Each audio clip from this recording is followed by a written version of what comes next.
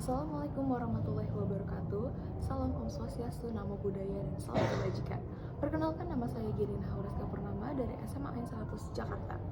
Kali ini saya sebagai dari oposisi, yaitu dengan mosi pada hari ini, Dewan ini percaya bahwa dinasti politik membawa lebih banyak dampak buruk dibanding dampak baik untuk demokrasi. Sebelum itu, izinkan saya mendefinisikan dinasti politik itu sendiri. Jadi dinasti politik itu diartikan sebagai konsep di mana sebuah keluarga atau hubungan kekerabatan yang terlibat aktif dalam dunia politik. Contohnya seperti Duterte, mantan presiden di Filipina, yang mendorong anaknya yaitu Bongbong Marcos untuk aktif terlibat ke dunia politik dan saat ini menjadi bagian dari lembaga eksekutif. Nah, kekerabatan itu berupa dorongan aktif dari keluarganya untuk aktif di dunia politik maupun dorongan yang muncul dari diri sendiri atau kerabat itu sendiri. Jadi ini adalah dorongan dari kedua belah pihak. Nah, apa itu demokrasi dan parlementer yang harus diperhatikan? Yang pertama ada kuantitas dan kualitas. Pemilih harus menjadi suatu hal yang berimbang, di mana proses memilih tidak serta-merta mengedepankan menggunakan hak pilih saja, tetapi tapi juga menggali dan mendapatkan informasi terkait calon pemimpin.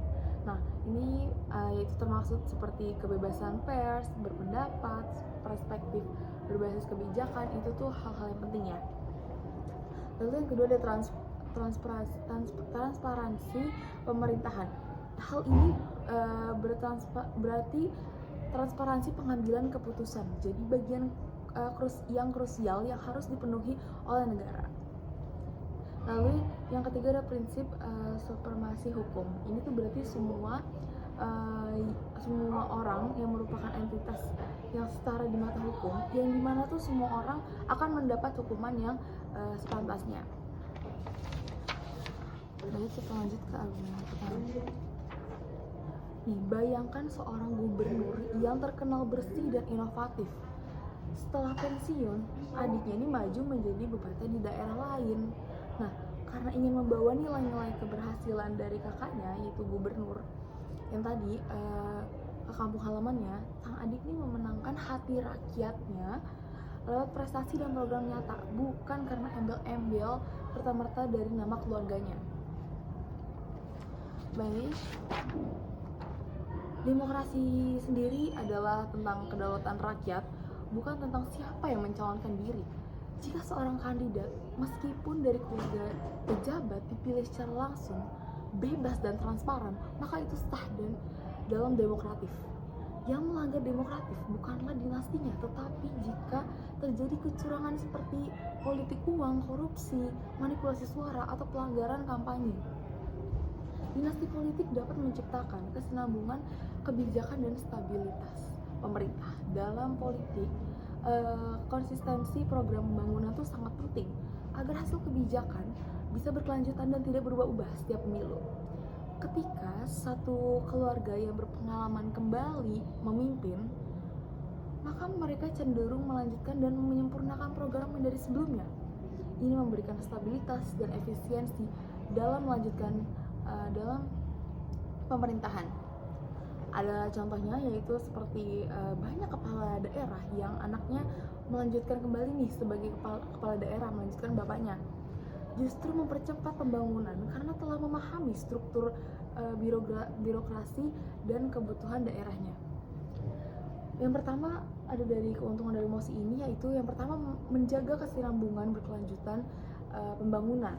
Lalu yang kedua ada rakyat tetap punya kuasa untuk memilih. Lalu juga dinasti politik bisa membawa stabilitas politik. Baik, yang pertama dinasti politik tetap tunduk pada pemilu demokratis. Nah, selama rakyat yang memilih secara langsung dan saat itu juga, maka siapapun termasuk dari keluarga pejabat atau dari kalangan tinggi gitu berhak untuk dipilih. Yang kedua, banyak tokoh dari dinasti politik yang memiliki pengalaman atau rekam jejak yang justru mempercepat pembangunan dan menjaga kesinambungan dan kebijakan. Lalu ada stabilitas politik. Nah, partisipasi rakyat dan kepercayaan publik meningkat jika dinasti politik kerja secara bersih dan profesional. Rekam jejak keluarga itu bisa menjadi acuan kualitas. Yang pertama, publik itu